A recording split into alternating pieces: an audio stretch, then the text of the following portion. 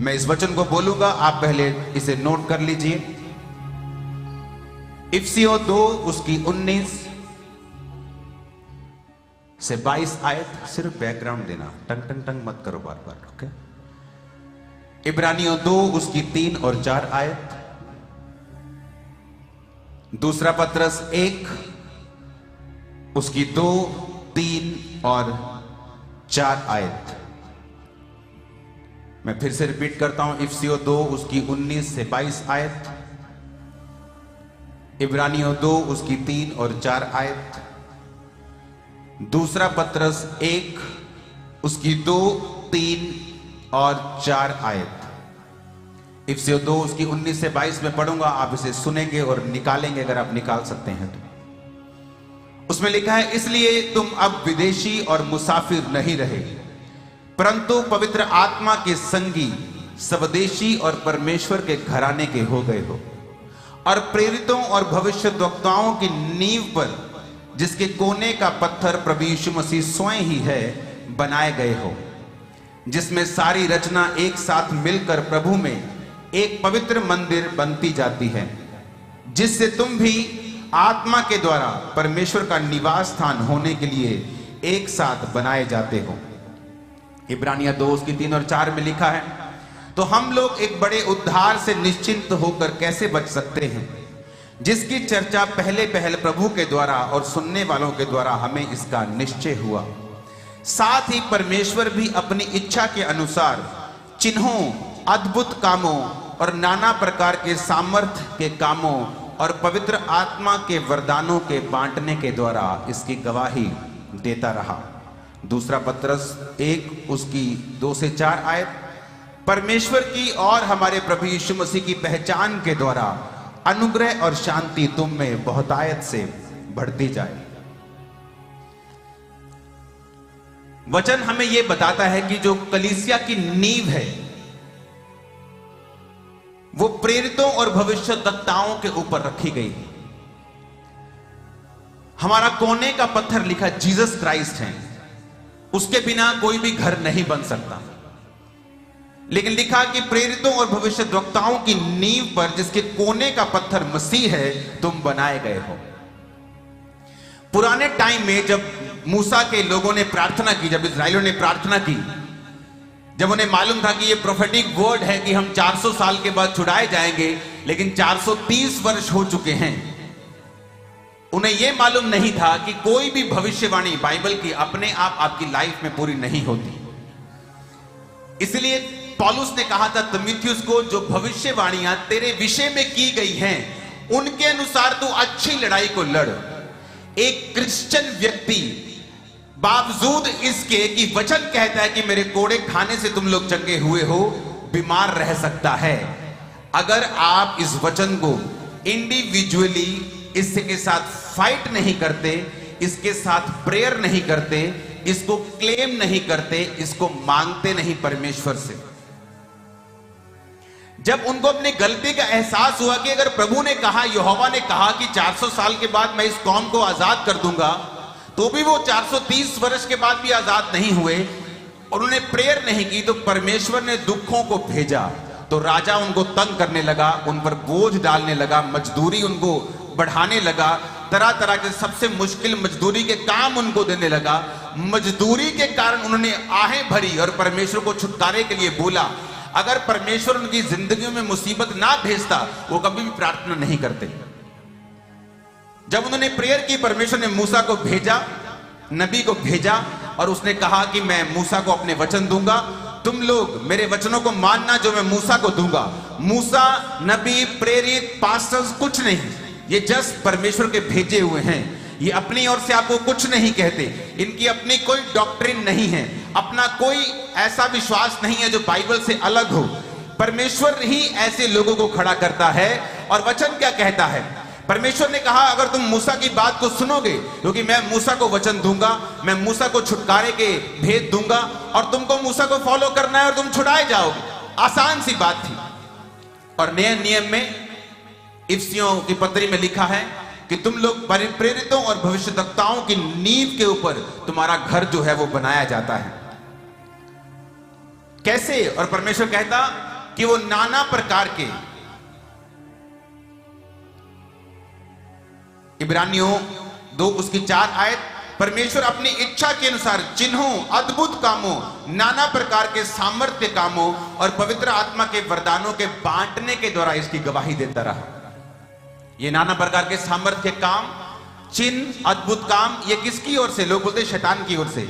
वचन कहता है कि पवित्र आत्मा के वरदानों के बांटने के द्वारा परमेश्वर अपनी इच्छा के अनुसार चिन्हों और अद्भुत कामों और नाना प्रकार के सामर्थ्य कामों और पवित्र आत्मा के वरदानों के बांटने के द्वारा इसकी गवाही देता रहा। क्या गवाही देता रहा? आज कलीसिया स्ट्रगल क्यों कर रही है? जिस चीज के लिए उसे स्ट्रगल करने की जरूरत नहीं, वो इसलिए स्ट्रगल कर रही है क्योंकि कलीसिया को ये मालूम नहीं है कि आपका प्लेस, आपका स्थान कहां पे होना चाहिए। बाइबल कहती है जो लोग मूसा की बात को सुनते, मानते और चलते थे, परमेश्वर ने उनको छुटकारा दिया। और परमेश्वर ने क्या कहा कि अब वो मूसा तो नहीं होगा, अब नए नियम की कलीसिया में प्रेरितों और भविष्यद्वक्ताओं की नींव के द्वारा तुम बनाए जाओगे। ये परमेश्वर का प्लान है कि वो एक व्यक्ति को दर्शन देता है कि तुझे ये मेरा सुसमाचार लेके जाना है, तुझे पवित्रताई में चलना है, तुझे मेरी बात को सुनना है, तुझे डरना नहीं है, घबराना नहीं है, अपनी चिंता नहीं करनी। और परमेश्वर ने क्या कहा? जब तुम उस दर्शन को जो मैंने अपने दासों को दिया है, आपके पास्टर्स को दिया है,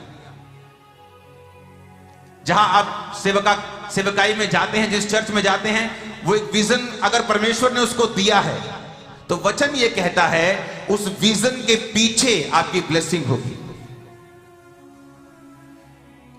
वो व्यक्ति परमेश्वर से सुनेगा, आपको बताएगा, आप उस विजन को लेंगे और उसके लिए काम करेंगे, प्रेयर करेंगे, फास्टिंग करेंगे, चर्च आएंगे, बीजों को बोएंगे, हर वो काम करेंगे जिससे वो दर्शन जो परमेश्वर ने अपने दास को दिया है पूरा हो सके। और वचन कहता है इस कारण से आप बनाए जाएंगे, आप ब्लेस्ड भी होंगे। और कोई तरीका बाइबल में ब्लेसिंग पाने का नहीं है।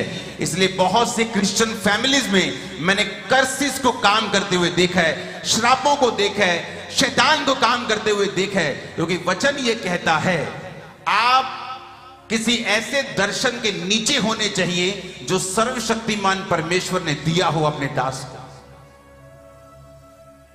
अगर आप वचन ध्यान से पढ़ेंगे तो पौलुस एक कलीसिया से बात कर रहा है कि जब मैं घटी में था, पौलुस अपने लिए नहीं मांग रहा था, पौलुस अपने लिए टेंट का काम करके अपना और अपने साथियों का भी पेट पालता था। मेरी प्रिंटिंग प्रेस है, मुझे बिजनेस, मेरा बिजनेस है, मैं कलीसिया से पैसा नहीं लेता हूं, आप जो पैसा बोएंगे मैंने उसे देखूंगा भी नहीं।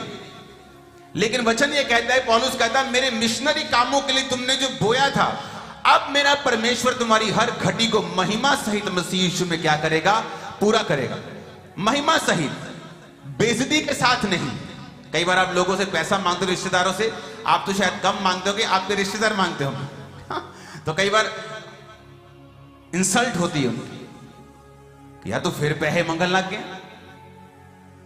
लेकिन जीसस ने कहा अगर तू मेरे कामों के लिए अवेलेबल रहेगा, सिर्फ पैसों से ही नहीं, जीवन से, लाइफ से, पवित्रताई से, तेरा पूरा परिवार, कहता मैं तेरी हर घटी को इज्जत के साथ पूरा करूंगा, कहीं भी तेरी बेइज्जती नहीं होने दूंगा, तेरी इज्जत को बढ़ाऊंगा, तुझे आशीषित करूंगा, तू अन्य जातियों में श्रेष्ठ होगा, तू सिर होगा, पूंछ नहीं होगा।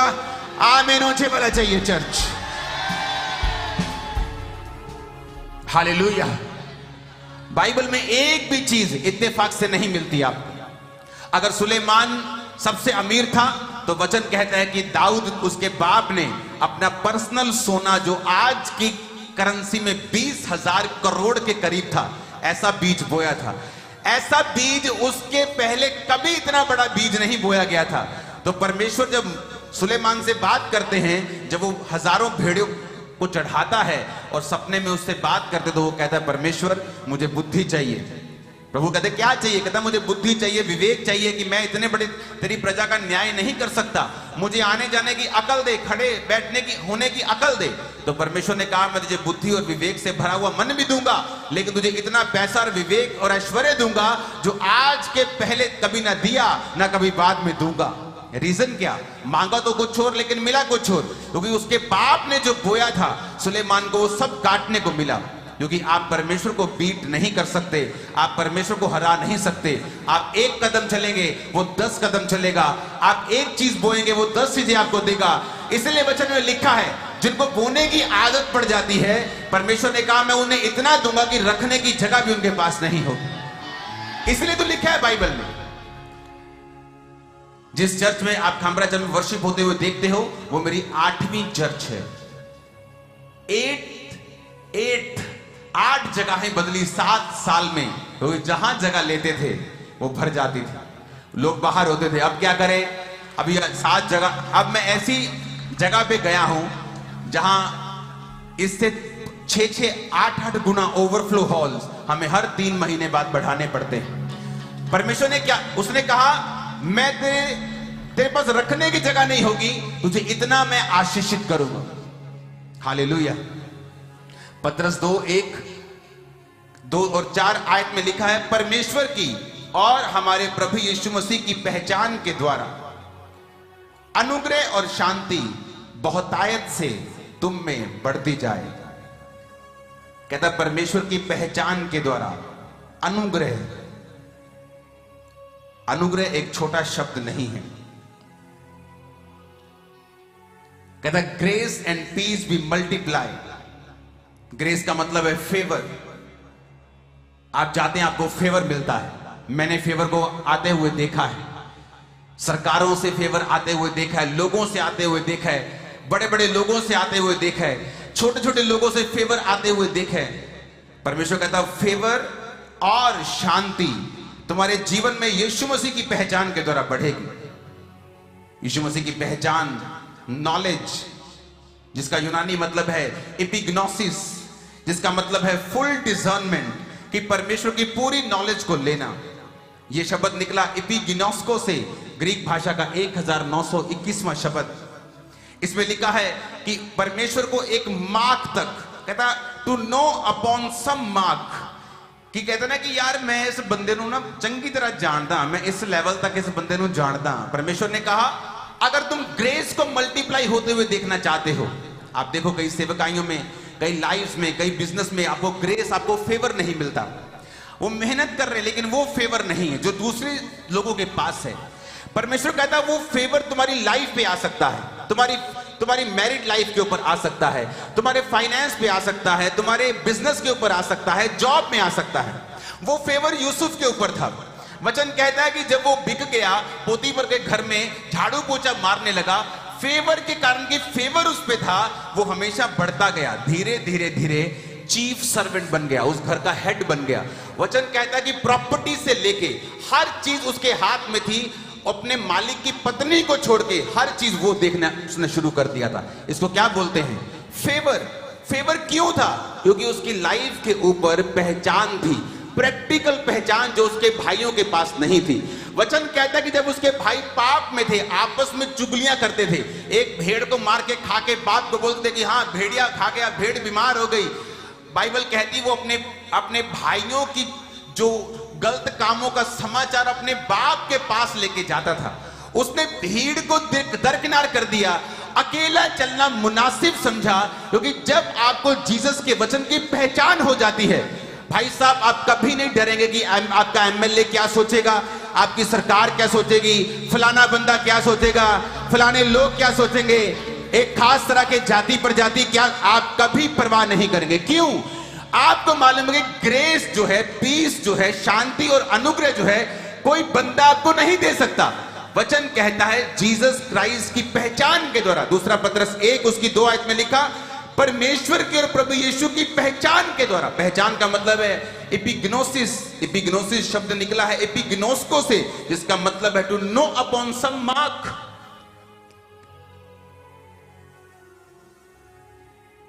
कि एक मार्क तक परमेश्वर को समझना, to become fully acquainted with, कहता है एक चीज से पूरी तरह से परिचित हो जाना, कि जब आप जीसस क्राइस्ट के वचन से परिचित हो जाते हैं। एक है कि आपको मालूम है यीशु मसीह को आप मानते हैं, लेकिन फिर भी आपका बॉयफ्रेंड है, आपकी गर्लफ्रेंड है, 10-10 रिलेशनशिप्स हैं, इसका मतलब आपको उसकी पहचान नहीं है। जब आपको उसकी पहचान होती है, आप चर्च में भी पवित्रताई में जीते हैं, और जब आप बाहर निकलते हैं और आपको कोई प्रपोज आता है, आपको कोई लाइन आती है, आपको ये मालूम होता है अंदर से कि वचन कहता है पवित्र बन जिस तरह तेरा बुलाने वाला पवित्र है। बिना पवित्रताई तो परमेश्वर को कभी भी देख नहीं सकता। पवित्र पवित्र पवित्र सेनाओं का यहोवा। आपको अगर पहचान है, प्रैक्टिकल पहचान है, आप कभी भी उस रिलेशनशिप में नहीं जाएंगे। लेकिन अगर आपको पहचान नहीं है, आप 100 बहाने शैतान से मरवाएंगे, अपने दिल को समझाएंगे। जिसने शराब पीनी है उसने वचन का बहाना लगा के पी लेनी, क्योंकि उसे मालूम है कि दुनिया की सबसे बड़ी प्रॉब्लम, जब परमेश्वर ने लाखों करोड़ों को मार दिया था, सब बंदों को खत्म करके नूह की फैमिली बचा ली थी, तब उसकी प्रॉब्लम कहां से शुरू हुई थी? शराब से। कि वो दाखरस पी के नंगा हो गया तो बेटे ने देख लिया, बेटे ने देखा तो उसको श्रापित कर दिया गया। वो श्राप आगे बढ़ा, कनान जाति उससे पैदा हुई, तो परमेश्वर ने कहा अब्राहम ये वही कनान जाति है, वही कनान के देश है, मैं तुझे इसे दूंगा। क्यों? क्योंकि ये शरीर के द्वारा जन्मे हैं और तू आत्मा के द्वारा जन्मा है, और आत्मा से जन्मा हुआ व्यक्ति हमेशा ऊपर रहेगा शरीर से जन्मे हुए व्यक्ति से। लेकिन आज इस विषय में मैं नहीं बोलूंगा। बाइबल कहती है परमेश्वर के और प्रभु यीशु मसीह की पहचान के द्वारा। ग्रीक भाषा का शब्द 1921, 1922। अगर आपके पास नहीं है तो बताइए, अगर है तो आप निकाल नहीं रहे हैं। लिखा फुल डिजर्नमेंट। अपने पड़ोसी को बोलो फुल डिजर्नमेंट। इपिगिनोस्को, to know upon some mark, to know upon, कहता एक लेवल तक परमेश्वर को समझ जाना प्रैक्टिकली। ऊंची आवाज में हालेलुया खड़काओ जरा शैतान के कानों।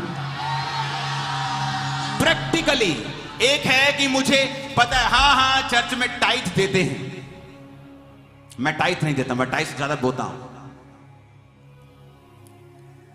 मुझे प्रैक्टिकली पहचान है कि अगर मुझे ग्रेस चाहिए, फेवर चाहिए अपने बिजनेस में, फाइनेंस में, आज मुझे अपनी फैमिली को जहां मुझे दुनिया में अगर घूमने लेके जाना है तो मुझे किसी की शक्ल देखने की जरूरत नहीं।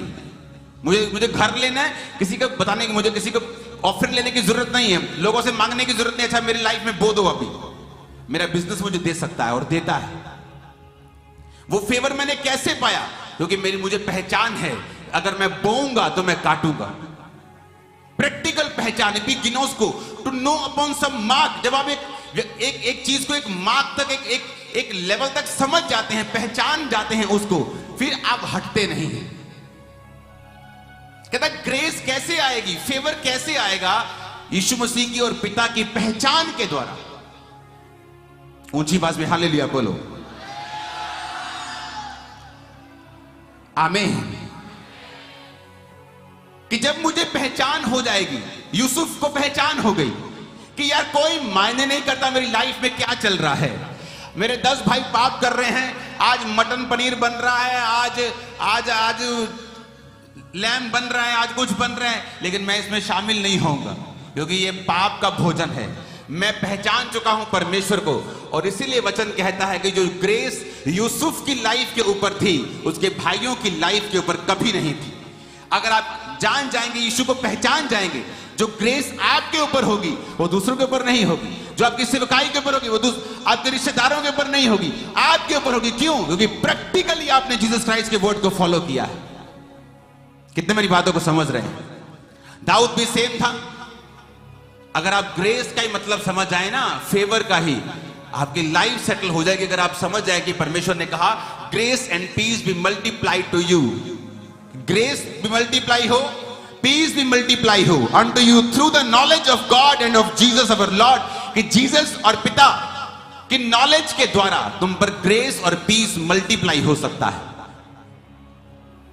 वचन कहता है दाऊद अपने भाइयों के संग वो भी नहीं चलता था। उसके भाई पाप करते थे, गुनाह करते थे, वो जंगल में भेड़ बकरी को चराता था, उनके साथ बनती नहीं, तो पाप नहीं होता। बनती नहीं तेरी भाइयों के साथ, चल काका ले जा भेड़ बकरियां, करो दूर रहेगा, ना लड़ेगा, ना खपेगा, ना सानू भी सुखी रखेगा, चल चला जा करो।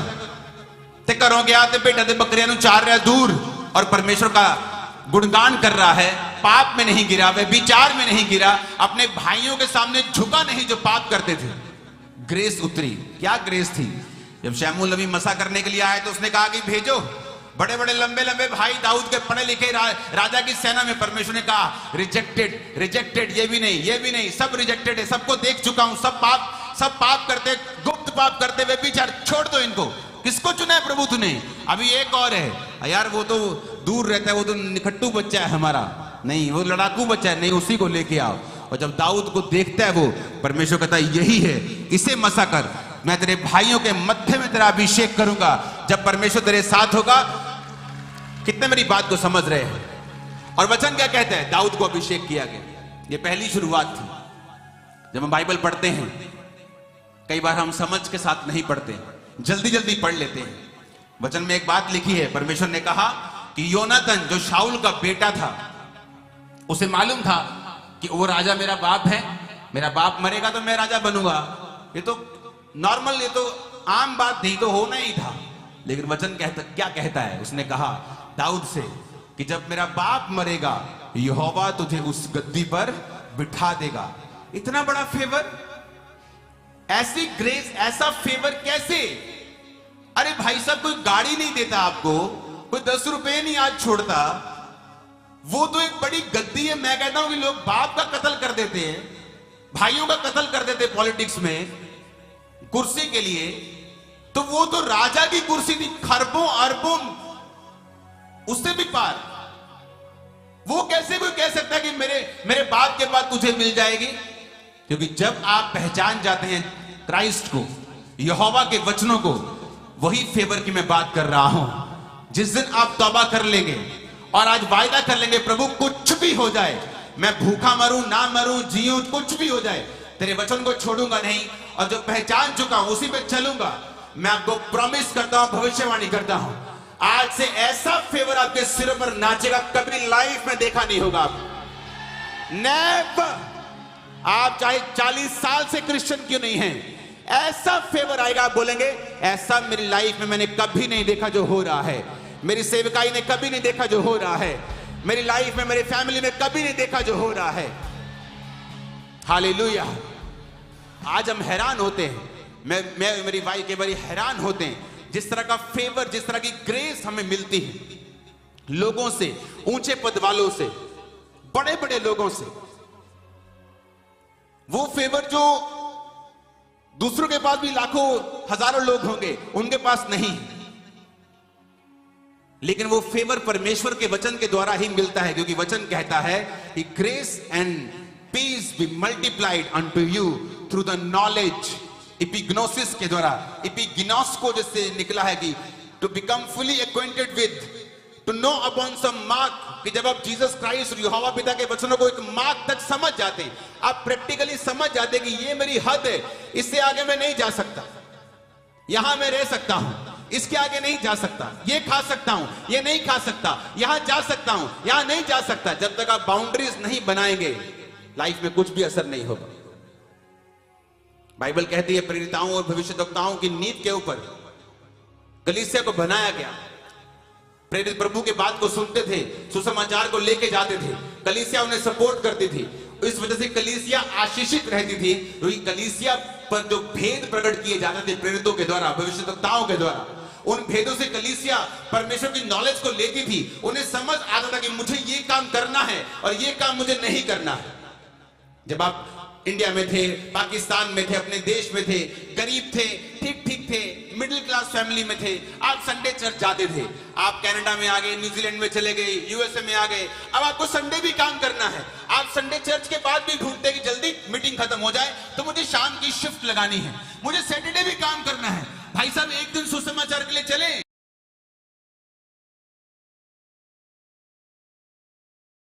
सैटरडे चले, वह छुट्टी होती नहीं, मैं उस दिन भी काम करता हूं। तो परमेश्वर कहता कि वो गरीब अच्छा था कि आज वाला तू अमीर अच्छा है। क्योंकि जब आप प्रभु को पहचान जाएंगे, आप हफ्ते में एक दिन सुसमाचार के लिए देंगे, आप प्रभु को पहचान जाएंगे, आप चर्च के विजन में आप पीछे पीछे चलेंगे। वो बोलेगी आपको प्रार्थना करनी है, आप प्रार्थना करेंगे। वो बोलेगी आपको फास्टिंग करनी है, बोना है, आप प्रार्थना करेंगे, फास्टिंग करेंगे। बोलेंगे अच्छा आज हमको सुसमाचार सुनाने के लिए जाना है, आप जाएंगे। क्योंकि आपको ये बात समझ आ जाएगी कि जो प्रेरित और भविष्यवक्ताओं की नींव है, जो वो बता रहे हैं, वो आपके फायदे के लिए है। परमेश्वर आप ही के ऊपर ग्रेस देना चाहता है। हालेलुया। लेकिन जब हम इंडिया में थे, पूरी तरह से चर्च के साथ, पूरी तरह प्रभु के साथ जुड़े हुए थे। लेकिन जैसे ही बाहर आए, हमें इन्फ्लुएंस ने, दुनिया के इन्फ्लुएंस ने घेर लिया। चर्च हमारे लिए बहुत एक छोटा सा स्थान बन चुका है, बहुत छोटा सा स्थान, जहां हम संडे जाते 2 घंटे, वो भी एहसान करते कि आज हम आज ही आ गए हैं चर्च।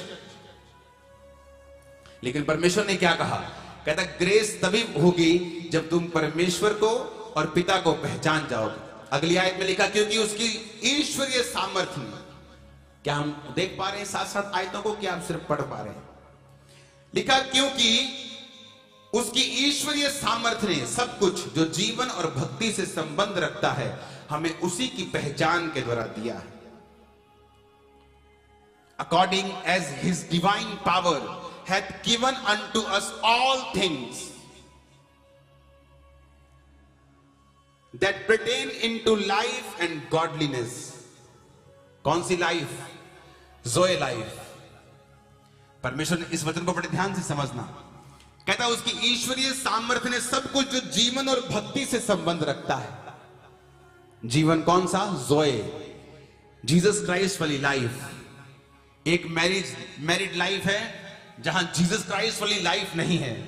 तो है तो वो दुनिया के सामने मैरिड, लेकिन एक ही शक्ल इधर है 90 डिग्री पे, दोनों थोड़ा 45 पे भी नहीं है, पूरा 90। एक अगर इधर देखेगा तो दूसरा पूरा उधर देखेगा, क्योंकि आपकी मैरिड लाइफ में लाइफ जीसस वाली लाइफ नहीं है।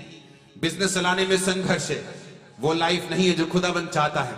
माइंड में, स्पिरिट में, सेवकाई में, बिजनेस में, जॉब में, तो कहता वो लाइफ जो जीसस की है, कहता वो ईश्वरीय सामर्थ्य ने सब कुछ जो जीवन और भक्ति से संबंध रखता है, हमें उसी की पहचान के द्वारा दिया है। फिर वही बात कह रहा है, कहता परमेश्वर की पहचान के द्वारा सब कुछ जो जीवन और भक्ति से संबंध रखता है। आपकी लाइफ में जितना जीवन से जो भी कहता संबंध रखता है, आपकी फैमिली, आपकी सेहत, आपका फाइनेंस, आपकी मेंटल लाइफ, आपकी इज्जत, सब कुछ जो आपकी लाइफ से संबंध रखता है, परमेश्वर ने कहा उसी की पहचान के द्वारा कहता परमेश्वर ने आपको दिया है। हालेलुया। 4 आयत में लिखा जिनके द्वारा उसने हमें बहुमूल्य और बहुत सी बड़ी प्रतिज्ञाएं दी हैं। हिंदी में प्रतिज्ञा लिखा है, लेकिन जब आप इसे इंग्लिश में पढ़ेंगे तो उसने लिखा whereby are given unto us exceeding great and precious promises। आपको प्रेशियस प्रोमिसेस मिले हैं, ग्रेट प्रोमिसेस मिले हैं। परमेश्वर ने आपके साथ वायदे किए हैं, ताकि इनके द्वारा तुम उस सड़ाहट से छूटकर जो संसार में बुरी अभिलाषाओं से होती है, ईश्वरीय स्वभाव के सहभागी हो जाओ। कहता उस सड़ाहट से छूट जाओ जो संसार में बुरी अभिलाषाओं से होती है। जब आप सड़ाहट को यूनानी भाषा में पढ़ते, उसका मतलब है पिथोरा, जिसका मतलब है डिके, एक चीज का सड़ जाना। आज लोगों की मैरिड लाइफ सड़ चुकी है, क्योंकि बाहर एक बाहर वाली भी, बाहर एक बाहर वाला भी, डिके हो चुकी हैं लाइव्स, बॉडीज, फाइनेंसेस, क्योंकि वो फाइनेंस कभी परमेश्वर के काम नहीं आए, कभी टाइथ नहीं दिया, कभी ऑफरिंग नहीं। फैमिली लाइफ डिके हो चुकी, क्यों? क्योंकि परमेश्वर को हमने वो सब कुछ समर्पित नहीं किया हुआ। जो कुछ यूसुफ के हाथ में था, सारा कुछ ब्लेस था, उसकी पत्नी उसके हाथ में नहीं दी थी, उसी पे शैतान ने अटैक किया। समर्पित किया ही नहीं अपने बिजनेस को। आज से 20 साल पहले का डाटा यह बताता है कि दुनिया में 90% इवेंजलिज्म पूरी वर्ल्ड में, जब 20 साल पहले होता था, आज का डाटा मेरे पास नहीं है, 20 साल पहले का, तो वो 90% इवेंजलिज्म अमेरिकन बिजनेसमैन के पैसों के द्वारा हुआ। अमेरिका और कनाडा में थोड़ा ही फर्क है। यहां से सामने चले जाओ तो 1 घंटे में अमेरिका आता है, गाड़ी में 1-1.5 घंटे में। लेकिन वहां स्पिरिट अलग है, क्यों? क्योंकि उन लोगों ने अपने बिजनेस को डेडिकेट किया कि पास्टर आप प्रीच करें, हमारा बिजनेस डेडिकेटेड है आपकी सेवकाई के लिए। आदत पड़ गई, लोगों की टेस्टिमनीज आनी शुरू हुई। आदत पढ़ते पढ़ते हर बिजनेसमैन को आदत पड़ी। आज दुनिया के सबसे बड़े बड़े बिजनेसेस यूएसए में बताने की जरूरत नहीं।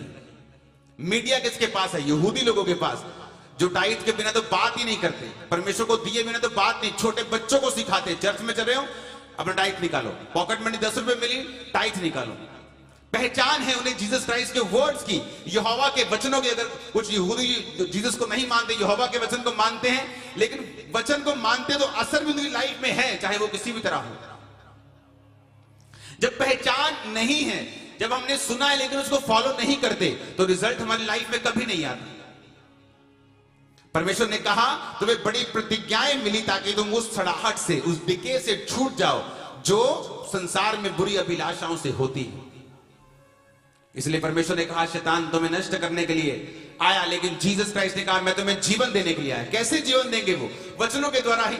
चर्च में कैसे लोगों के जीवन बदले? वर्ड के द्वारा। जब वर्ड को फॉलो किया कि नहीं, हमारा बिजनेस, मेरी लाइफ, मेरी लाइफ का हर हिस्सा, मेरी सेहत, मेरा काम, मेरा सब कुछ परमेश्वर के लिए है और उसके किंगडम के लिए मैं इसे समर्पित करता हूं, कभी शैतान अटैक नहीं करेगा। आप उस चीज को कभी किसी को हिलाने नहीं देंगे जो आपके बहुत काम आती हो। आप किसी की दूसरी चीज भी आपसे मांग लेगा, आप उसे दे देंगे, लेकिन कई बार आप बोलते नहीं यार मैं गाड़ी नहीं दे सकता, मेरी जॉब इस पे डिपेंड करती है, मैं गाड़ी नहीं, मुझे लेट हो जाएगा, मेरा बिजनेस इस पे डिपेंड करता है, मैं गाड़ी नहीं दे सकता तेरे को। जब आपकी लाइफ परमेश्वर के लिए काम आनी शुरू होती है, शैतान उसे छू नहीं पाता, परमेश्वर छूने नहीं देता उसको। आपकी वर्थ इसी तरह से बनती है कि आप परमेश्वर के किंगडम के लिए कितने फायदेमंद हैं। मुझे हैरानी होती है, जब लाइफ में गरीबी थी तो आप चर्चिस में थे, लेकिन जब लाइफ में ब्लेसिंग आई और आपको कुछ करने का समय था तो आप अपने वर्क प्लेसेस के ऊपर होते। सोचो परमेश्वर क्या सोचता होगा कि उसने आपको गलती की है आशीषित करके, कि आप तब अच्छे थे। क्या आपका समर्पण पहले से अधिक नहीं होना चाहिए था? क्या आपकी पवित्रता पहले से अधिक नहीं होनी चाहिए थी? क्या आपकी प्रार्थना पहले से भी अधिक नहीं होनी चाहिए थी? लेकिन अब क्वेश्चंस करते हैं हम परमेश्वर से, सवाल जवाब करते हैं। पहले कोई सवाल जवाब भी नहीं, जब गरीब थे कोई सवाल जवाब भी परमेश्वर नहीं, वह थैंक्स करते थे, परमेश्वर ने यहां तक पहुंचाया। जब पहुंच गए अब सवाल जवाब करते हैं। परमेश्वर ने कहा कि फेवर तुम्हारी लाइफ के ऊपर होगा, ग्रेस आएगी तुम्हारी लाइफ के ऊपर जब तुम परमेश्वर को प्रैक्टिकली बिगिनर्स को पहचान जाओगे, अपने सम्माक कि जो परमेश्वर के साथ परिचित संबंधित चीजें हैं तुम उन्हें समझ जाओगे और प्रैक्टिकली अपनी लाइफ में उन्हें लागू करोगे, प्रैक्टिकली लाइफ में अपनाओगे, उसी के अनुसार चलोगे।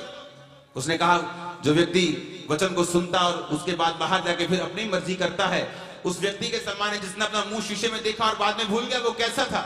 लेकिन वो व्यक्ति जो वचन को सुनता और बाहर जाके वो उसे मानता है, उस व्यक्ति के समान है जिसने अपनी शक्ल शीशे में देखी और याद रखा मैं कैसा था।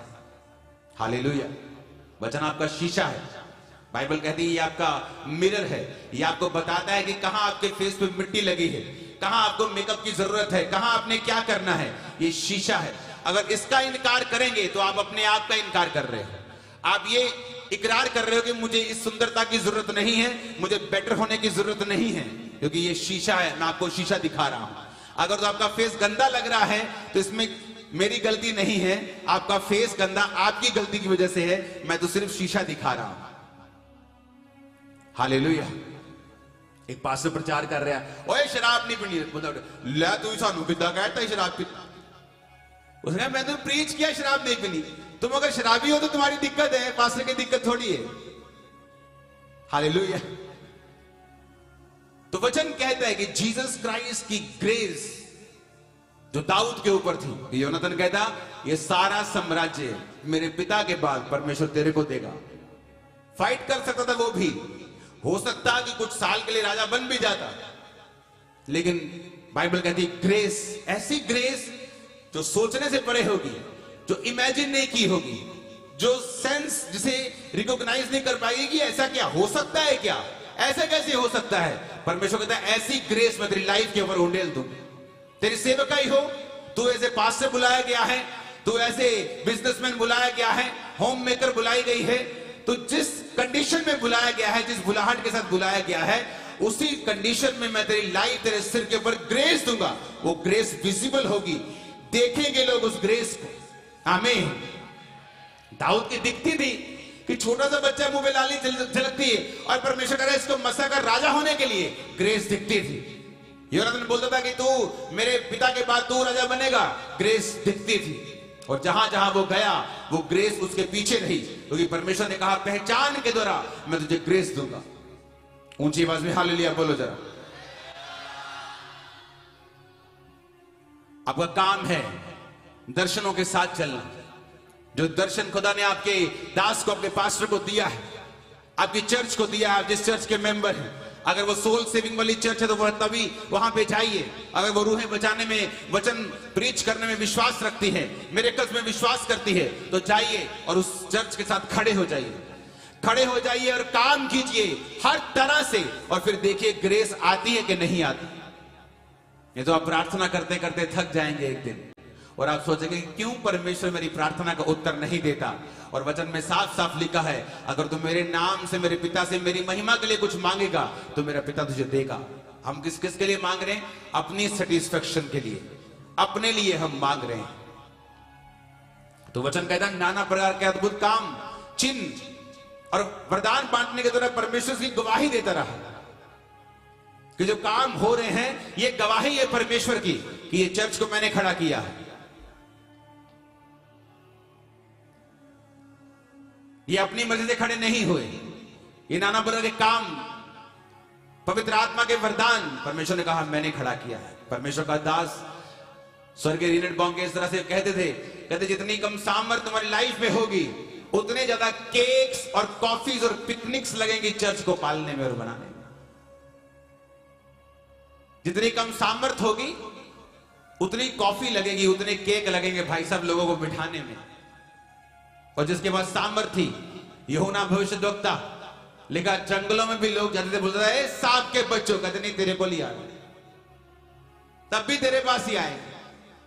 वो कहते सांप के बच्चों, कहते तब भी तेरे पास ही आए।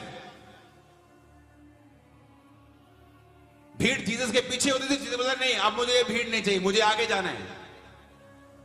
नहीं प्रभु तेरे पास तो भी वो प्रधान जी मिलने के लिए आ रहे हैं। जीसस कहते मुझे और भी जगहों के ऊपर भेजा गया है। ग्रेस आपको फॉलो करेगी, आपको ग्रेस के पीछे भागने की जरूरत नहीं पड़ेगी। अगर मसा लाइफ पे होगा ना तो लोगों के तरले मारने की जरूरत नहीं पड़ेगी। आप उनको केक्स खिलाने की और कॉफीज पिलाने की जरूरत नहीं पड़ेगी। वो आपके चर्च के मेंबर बने रहे। उन्हें खालिस वचन दीजिए, वर्ड दीजिए, उन्हें वचन खिलाइए, उनको सामर्थ खिलाइए। उन्हें नाना प्रकार के काम आपकी लाइफ में, सेवकाई में होंगे। लोग, मैं कहता हूं कि चारों दिशाओं से 7 समुद्र ट्रेवल करके भी आपके पास आ जाएंगे, मैं आपको बता रहा हूं। हालेलुया। लोग बोलते हीलिंग के बाद लोग चर्च नहीं आते क्योंकि आपके पास हीलिंग के बाद देने के लिए कुछ है नहीं। अगर आपके पास हीलिंग के बाद कुछ देने के लिए है नहीं तो लोग हीलिंग के बाद फिर नहीं आएंगे। अगर आपके पास हीलिंग के बाद देने के लिए वर्ड है, आपके पास वचन है कि आप वचन के जरिए ही लोगों को खड़ा कर सकते हो, उन्हें चर्च में बिठा सकते हो, उन्हें परमेश्वर में स्टैंड कर सकते हो, यही आपको चाहिए। और जहां जहां वचन का खालिस प्रचार होगा, हीलिंग, डिलीवरेंस, मिरेकल्स वहां पीछा करेंगे। हालेलुया। मेरी आपको यह सलाह है, आपका भाई होने के नाते, आपका अगुआ होने के नाते, कि आप जीसस क्राइस्ट के वचनों को सुने नहीं, क्योंकि नुकसान उसका नहीं है, मेरा नहीं। आपको उसे पहचानना पड़ेगा, practical to know some mark, एक लेवल तक आपको उसे समझना पड़ेगा। अपनी लाइफ की कॉलिंग को समझना पड़ेगा, चर्च के साथ जुड़ना पड़ेगा, क्योंकि उसके बिना आप रियल क्रिश्चियन नहीं हैं। वचन कहता है कलीसियाओं की रीति के अनुसार हर हफ्ते इकट्ठा होना ना छोड़ें। आप एक दर्शन के साथ लगेंगे जो सुसमाचार के ऊपर बेस्ड होगा, उसके बाद परमेश्वर आपको ब्लेस करेगा। आप देखेंगे आपकी लाइफ का रियल मकसद आपको समझ आएगा। परमेश्वर आपकी प्रार्थना को सुनेगा, वो आपके आंसुओं को व्यर्थ नहीं जाने देगा। आपकी लाइफ में, आपके बच्चों की लाइफ में एक बड़ी टेस्टिमनी को पैदा होते हुए मैं देख रहा हूं। आपकी शर्मिंदगी को खत्म होता हुआ मैं देख रहा हूं, बीमारियों को जाते हुए देख रहा हूं, तकलीफों को निकलते हुए देख रहा हूं, शैतान को शर्मिंदा होते हुए देख रहा हूं। आमीन। मेरे को ऊंचे बोलना चाहिए चर्च।